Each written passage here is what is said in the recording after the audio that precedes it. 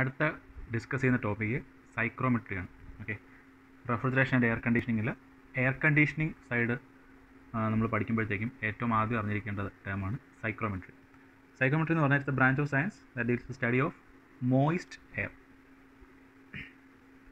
Okay, study that deals the moist എയറിൻ്റെ സ്റ്റഡിയാണ് നമ്മുടെ സൈക്കോമെട്രിയിൽ ഏറ്റവും മെയിനായിട്ട് വരുന്നത്.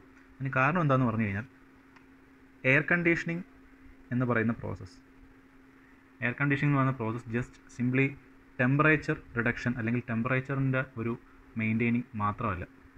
നോർമലി നമുക്ക് അറിയാകുമ്പോഴത്തേക്കും നമ്മളെന്താ പറയുക, എ സി കൂട്ടിയിട്ട് എ സി കുറച്ചിട്ട് നമ്മൾ ടെമ്പറേച്ചറിൻ്റെ വാല്യൂസിൻ്റെ ബേസിലാണ് പറയാറുള്ളത്. പക്ഷേ അങ്ങനെ ഒരു ടെമ്പറേച്ചറിൻ്റെ ബേസ് മാത്രമല്ല ശരിക്കും എയർ കണ്ടീഷനിങ് എന്ന് പറഞ്ഞു കഴിഞ്ഞാൽ. എയർ കണ്ടീഷനിങ്ങിൽ ടെമ്പറേച്ചർ റെഗുലേഷനൊപ്പം തന്നെ അത്രയും ഇമ്പോർട്ടൻ്റ് ആയിട്ടുള്ള വേറൊരു കാര്യമാണ് അവിടുത്തെ ഹ്യൂമിഡിറ്റിയുടെ കൺട്രോളിംഗ് എന്ന് പറയുന്നത്. ഓക്കെ, എയറിലുള്ള ഹ്യൂമിഡിറ്റി വാല്യൂ മെയിൻറ്റെയിൻ ചെയ്യുക എന്നുള്ളത്. ഇഫ് നമുക്ക് കംഫർട്ടബിൾ ആയിട്ടുള്ള ഒരു ടെമ്പറേച്ചർ പ്രൊവൈഡ് ചെയ്താലും നല്ലൊരു ഹ്യൂമിഡിറ്റി കണ്ടീഷൻ കിട്ടിയിട്ടില്ല എന്നുണ്ടെങ്കിൽ നമുക്ക് ആ ഒരു എയർ കണ്ടീഷനിങ് ചെയ്ത ഒരു റൂമിലിരിക്കുമ്പോൾ നമുക്ക് ആ ഒരു ഹ്യൂമൻ ഒരു സാറ്റിസ്ഫാക്ഷൻ കിട്ടത്തില്ല. അതുകൊണ്ട് എയർ കണ്ടീഷൻ വരുമ്പോഴത്തേക്കും രണ്ട് ടേംസ്, ടെമ്പറേച്ചർ ആൻഡ് ഹ്യൂമിഡിറ്റി, ഈ രണ്ട് ടേംസും വളരെ ഇമ്പോർട്ടൻ്റ് ആയിട്ട് വരുന്നതാണ്. ആൻഡ് ഇന്നത്തെ കാലത്ത് വളരെ ഇമ്പോർട്ടൻ്റ് ആയിട്ടുള്ള ഒരു ക്വാണ്ടിറ്റിയും കൂടെ ഉണ്ട്, that's the purity of air. ഈ മൂന്ന് ഫാക്ടേഴ്സ് ചേരുമ്പോഴാണ് ഒരു എയർ കണ്ടീഷനിങ് എക്യുപ്മെൻറ്റ് കംപ്ലീറ്റ് ആവുന്നത്. സോ അങ്ങനെയുള്ള ഒരു എയർ കണ്ടീഷനിങ് എക്യുപ്മെൻറ്റിനകത്തുള്ള വർക്കിംഗ് പ്രോസസ്സുകൾ അല്ലെങ്കിൽ സൈക്കിളുകൾ ഇതെല്ലാം പഠിക്കുമ്പോഴത്തേക്കും നമ്മൾ ഏറ്റവും ആദ്യം അറിഞ്ഞിരിക്കേണ്ട ഏറ്റവും മെയിൻ ആയിട്ടുള്ള ടോപ്പിക്കാണ് psychrometry at the study of moist air, properties of moist air. Okay, so നമ്മൾ പഠിക്കുമ്പോഴത്തേക്കും കുറേ ടേംസ്, സൈക്കോമെട്രിക്ക് റിലേറ്റഡ് ആയിട്ടുള്ള കുറേ ടേംസ് നമ്മൾ ആദ്യമേ അറിഞ്ഞിരിക്കണം. ശരിക്കും പറഞ്ഞാൽ മോയിസ്റ്റ് എയറുമായിട്ട് റിലേറ്റ് ചെയ്തിട്ടുള്ള കുറേ ടേംസുകൾ ഓരോ ടേംസായിട്ട് എഴുതാം. First one dry air. Dry air എന്ന് പറഞ്ഞു കഴിഞ്ഞാൽ കംപ്ലീറ്റ്ലി വാട്ടർ കണ്ടൻറ്റ് ഇല്ലാത്ത എയർ എന്നല്ല മീൻ ചെയ്യുന്നത്. കാരണം കംപ്ലീറ്റ്ലി ഡ്രൈ എയർ എന്ന് പറയുന്നൊരു കണ്ടീഷൻ നമുക്ക് ഒരിക്കലും അവൈലബിൾ ആവില്ല. നമ്മളെപ്പോൾ എയർ എടുത്തു കഴിഞ്ഞാലും നമ്മുടെ അറ്റ്മോസ്ഫിയറിൽ ഏതൊരു കണ്ടീഷനിൽ എയർ എടുത്തു കഴിഞ്ഞാലും there will be a minimum moisture content in it. Minimum ഒരു 20% എങ്കിലും മോയ്സ്ചർ കണ്ടൻറ്റ് എപ്പോഴായാലും നമ്മുടെ എയറിലുണ്ടാവും. ഓക്കെ, സോ ആ ഒരു വേപ്പറും കൂടെ ചേർന്ന് അല്ലെങ്കിൽ വാട്ടർ വേപ്പർ പാർട്ടിക്കിൾസ് കൂടെ മിക്സ് ചെയ്ത എയറിനെ തന്നെയാണ് നമ്മൾ കോമൺലി എയർ അല്ലെങ്കിൽ ഡ്രൈ എയർ എന്ന് ഒറ്റ ടൈം യൂസ് ചെയ്ത് പറയുന്നത്.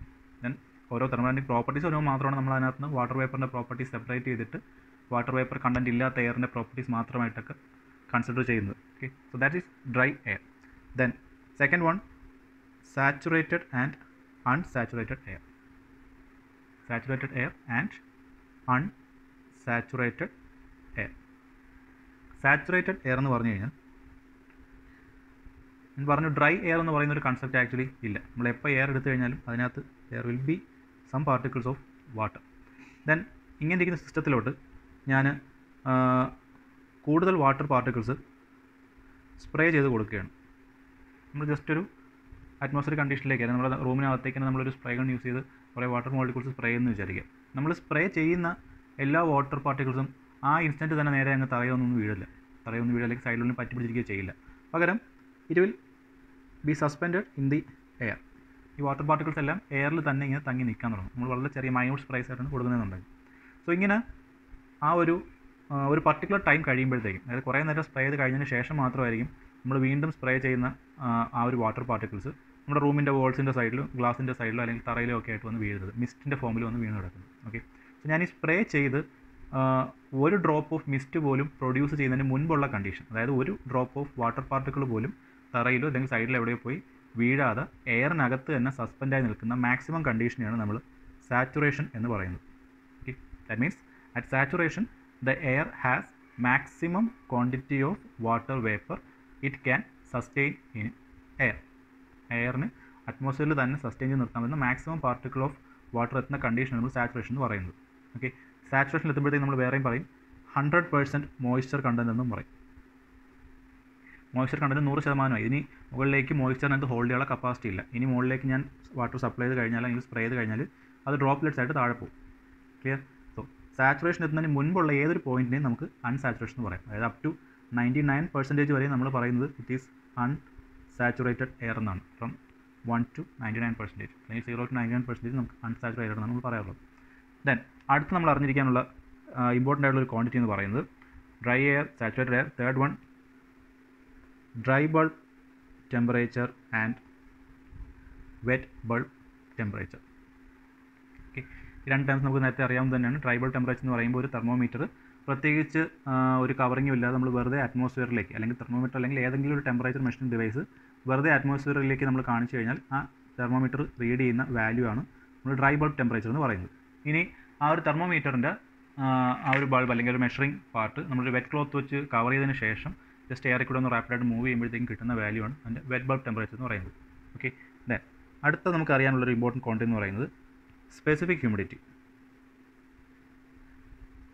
സ്പെസിഫിക് ഹ്യൂമിഡിറ്റി അല്ലെങ്കിൽ വേറൊരു പേരുണ്ട് ഹ്യൂമിഡിറ്റി റേഷ്യോ. ഓക്കെ, വളരെ ഇമ്പോർട്ടൻ്റ് ആയിട്ടുള്ളൊരു ടേമാണ് സ്പെസിഫിക് ഹ്യൂമിഡിറ്റി അല്ലെങ്കിൽ ഹ്യൂമിഡിറ്റി റേഷ്യോ. സ്പെസിഫിക് ഹ്യൂമിഡിറ്റി എന്ന് പറഞ്ഞു കഴിഞ്ഞാൽ it is A ratio of mass of water vapour per unit mass of dry air എന്നാണ്. ഓക്കെ, അതായത് നമ്മൾ എടുത്തിരിക്കുന്ന ടോട്ടൽ ക്വാണ്ടിറ്റി ഓഫ് എയറിൽ എത്രത്തോളം മാസ് ഓഫ് വാട്ടർ വേപ്പർ ഉണ്ട് ടു എത്രത്തോളം മാസ് ഓഫ് റിമൈനിങ് എയർ ഉണ്ട്. ഓക്കെ, ടോട്ടൽ മാസ് എന്ന് പറയുന്നത് MT എന്ന് പറയുന്നത് mass of vapour plus mass of dry air ആയിരിക്കും. ആൻഡ് സ്പെസിഫിക് ഹ്യൂമിഡിറ്റി എന്ന് പറയുന്നത് mass of vapour divided by mass of air. Clear? അത് നമ്മൾ വേറൊരു ഇക്വേഷൻ കൂടെ നമുക്ക് കോമൺലി അവൈലബിൾ ആണ്. സ്പെസിഫിക് ഹ്യൂമിഡിറ്റി ഡിനോട്ട് ചെയ്യുന്ന സിമ്പിൾ ഒമേഗയാണ്. Omega is equal to 0.62 into PV by PT minus PV എന്നൊരു ഇക്വേഷൻ ഉണ്ട്. അതായത് pressure of vapour divided by total pressure minus partial pressure of vapour എന്നുള്ള ഇക്വേഷനാണ്. ഈ ഇക്വേഷനും നമ്മൾ കോമൺലി സ്പെസിഫിക് ഹ്യൂമിഡിറ്റി കണ്ടുപിടിക്കാൻ വേണ്ടി യൂസ് ചെയ്യുന്നതാണ്. അതല്ല എങ്കിൽ നമ്മൾ മാസിൻ്റെ ടേംസിൽ പറയും MV ബൈ MA എന്നുള്ള ടേംസിൽ പറയും.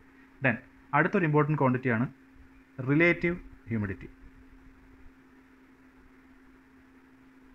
റിലേറ്റീവ് ഹ്യൂമിഡിറ്റി എന്ന് പറഞ്ഞു കഴിഞ്ഞാൽ it's a ratio of partial pressure of water vapour in the mixture. Okay, it's a ratio of partial pressure of water vapour in the mixture. അതായത് ഞാനിപ്പം കൺസിഡർ ചെയ്യുന്ന ആ ഒരു പർട്ടിക്കുലർ മിക്സ്ചറിൽ വാട്ടർ വേപ്പറിൻ്റെ partial pressure to partial pressure at saturated condition. Okay, അതായത് 100% saturation എത്തുന്ന കണ്ടീഷനിൽ അവിടുത്തെ പ്രഷർ എത്രയാണ്, അതാണ് നമ്മൾ റിലേറ്റീവ് ഹ്യൂമിഡിറ്റി ഫൈ എന്ന ടേം വെച്ച് ഡിനോട്ട് ചെയ്യുന്നത്. Clear?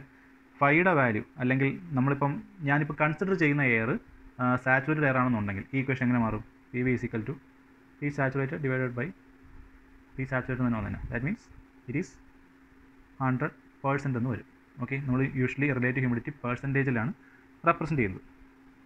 So relative humidity is the ratio of partial pressure of water vapour in the mixture to saturated partial pressure.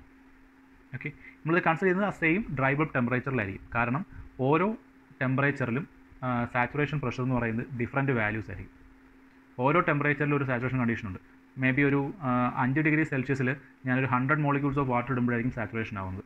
അതേസമയം ഒരു 20 ഡിഗ്രി സെൽഷ്യസിൽ ചിലപ്പോൾ ഒരു 200 ഡിഗ്രി പാർട്ടിക്കിൾസ് ഇടുമ്പോഴായിരിക്കും സാച്ചുറേഷൻ വരുന്നത്. സോ നമ്മൾ ഏത് ടെമ്പറേച്ചർ ആണോ കൺസിഡർ ചെയ്യുന്നത് ആ പർട്ടിക്കുലർ ടെമ്പറേച്ചറിൽ ഇപ്പോഴുള്ള പാർഷ്യൽ പ്രഷർ എത്രയാണ് ടു അത് കംപ്ലീറ്റ്ലി സാച്ചുറേറ്റഡ് ആകുമ്പോഴുള്ള പാർഷ്യൽ പ്രഷർ എത്രയാണ്, ആ റേഷ്യോ ആണ് നമ്മൾ റിലേറ്റീവ് ഹ്യൂമിഡിറ്റി എന്ന് പറയുന്നത്. ദെൻ അടുത്ത ഒരു ഇമ്പോർട്ടൻറ്റ് സൈക്കോമെട്രിക് പ്രോപ്പർട്ടിയാണ് ഡ്യൂ പോയിൻറ്റ് ടെമ്പറേച്ചർ.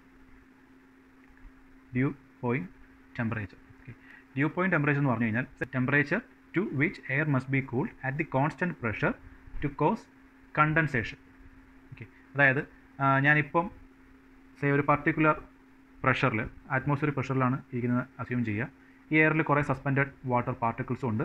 100% സാച്ചുറേഷൻ ഒന്നും ആയിട്ടില്ല, അൺസാച്ചുറേറ്റഡ് ആയിട്ടുള്ള എയർ തന്നെയാണ് മെയിൻറ്റെയിൻ ചെയ്തേക്കുന്നത്. ഓക്കെ, സോ ഇവിടെ നിന്ന് കണ്ടൻസേഷൻ സ്റ്റാർട്ട് ചെയ്യാൻ, അതായത് ഒരു വാട്ടർ പാർട്ടിക്കിളെങ്കിലും ഡ്രോപ്പ് ചെയ്യാൻ ഒന്നെങ്കിൽ ഞാൻ കൂടുതൽ വാട്ടർ പാർട്ടിക്കിളിനകത്ത് ആഡ് ചെയ്തുകൊണ്ടിരിക്കണം, അല്ലെങ്കിൽ കൂടുതൽ മോയ്സ്ചർ ആഡ് ചെയ്തുകൊണ്ടിരിക്കണം.